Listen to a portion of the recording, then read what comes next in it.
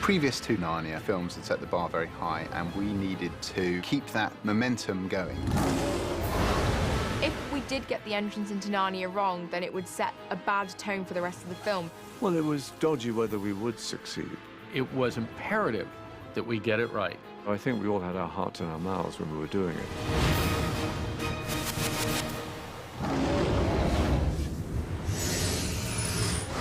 The Voyage of the Dawn Treader is the third film in the Chronicles of Narnia series. The two youngest Pevensey children, Edmund and Lucy, go back to Narnia, dragging along with them their obnoxious cousin, Eustace. Where in the blazes am I? You're on the Dawn Treader. Was it something I said? Narnia is in deep danger. They have to voyage with their old friend, Prince, but now King Caspian, Now is the time to be strong. into the unknown territories of the Eastern Ocean. Aslan's country. Do you really believe there's such a place? We have nothing if not belief. And together, they have to defeat the enemy, defeat evil. The fate of Narnia depends on you. The through the picture scene is very important to the film because one of the big challenges of doing a Narnia film is how do you get them into Narnia? And, you know, you always really want to up the ante. The two Pevensey children, Edmund and Lucy, are upstairs in the bedroom with their cousin Eustace. There once were two orphans who wasted their time believing in Narnian nursery rhyme. Lucy notices that a picture on the wall has a ship that looks very Narnian. Edmund, it looks like the water's actually moving. What rubbish, see? That's what happens when you read all those fanciful novels and fairy tales. We next see her with wind blowing in her hair and spray coming out, and then water comes pouring out of the painting. What's going on here? The room starts to fill with water, and before you know it, the Pevenseys swim up to the top, and Just as they're catching their breaths, they see this huge ship, the Dawn Treader, coming upon them. It's a wonderful and unexpected entrance into Narnia. Caspian! Lucy, We're in Narnia. yes, you're in Narnia. I don't want to go!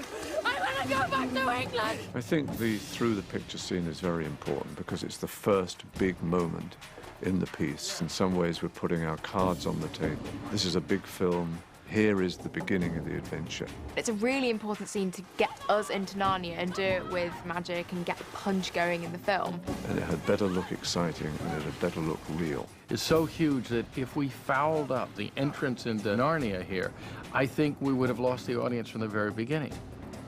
So the consequence would have been catastrophic for us if we hadn't been able to do it. I was thinking, if this is done right, it will look really fantastic. I also thought it's going to be very tricky to do. And so our first big challenge was when we shot the scene, we didn't have a picture, we had a frame.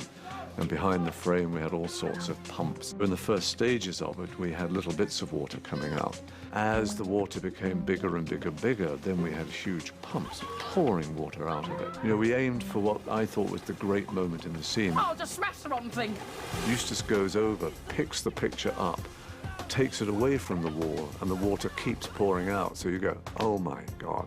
And that meant exposing all of the hose pipes and the crew and the green screen that were behind, and we ended up replacing the back of the painting so you actually see behind the painting at the same time as all the water is gushing out onto the children. It's very important for us to get the visual effects to fit seamlessly into the action. The special effects you do live. With the visual effects, you know, they come in afterwards, and they just have to be very skillful the way they handle the materials they're given to make sure it knits together.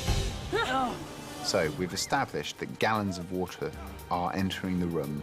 To do this, we had these incredible sets. One, the real set, which was a dry set where we have lots of scenes in at the beginning of the film, and an exact replica of the set, but we had to build that in a big tank.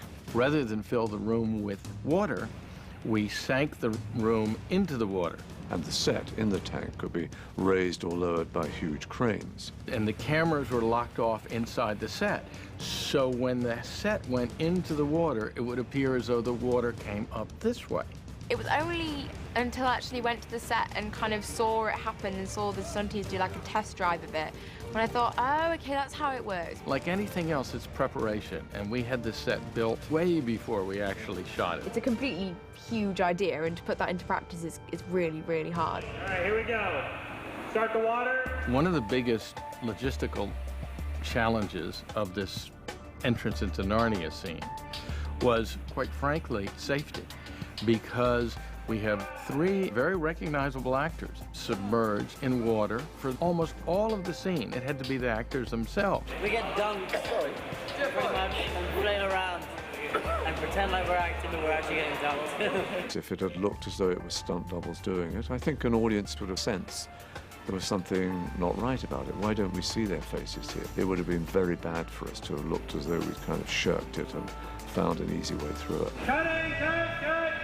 To make it safe and yet exciting, you have to prepare everybody. You have to prepare the children. They have to be expert at being submerged for some time, so they have to have scuba lessons. And I think that was the only way that we could really make it look convincing, is their preparation and their guts to do it. Acting underwater is a big deal.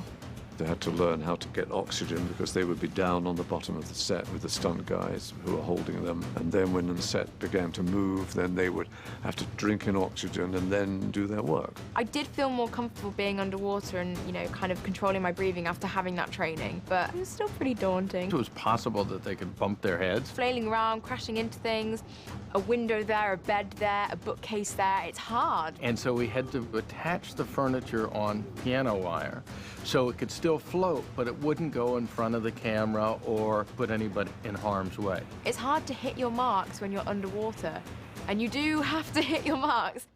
In the very last part of the sequence, when you see them, they've now escaped from the room they're in. They seem to be underneath some vast ocean, and they're floating up, you know, towards what it was another much bigger tank outside, surrounded in blue screen, which became the ocean. I'm not a bad swimmer, but treading water for 5 hours was very exhausting. That was very tricky because they were in a lot of water then, and that tank was very, very deep. But it has to look exciting, so they've got to do it. But I think when you have such a great team around you, like stunt guys and your cast members, you just forget about it. Listen, have you seen this ship before? Yes. It's very Narnian looking, isn't it? Just another reminder that we're here and not there. What's so fascinating about that picture anyway? It's hideous. There once was a boy called Eustace who read books full of facts that were useless. People who read fairy tales are always the sort that become a hideous burden to people like me. Hideous burden? I haven't seen you lift a finger since we've been here. Edmund, the painting. Oh. What's going on here? Lucy, to think... It's some kind of trick. Stop it or I'll tell Mother! Mother! Mother! I think our heart was in our mouths when we were doing this stuff, but we did pull it off. It's a pretty stunning looking scene. You know, it's a little room, and then magically the children are washed into Narnia. The sequence looks great. We've achieved something that couldn't exist, and that's always our aim. It's a cool scene in the film. Audiences will be surprised. They won't know what's happening. All of a sudden, they're in Narnia.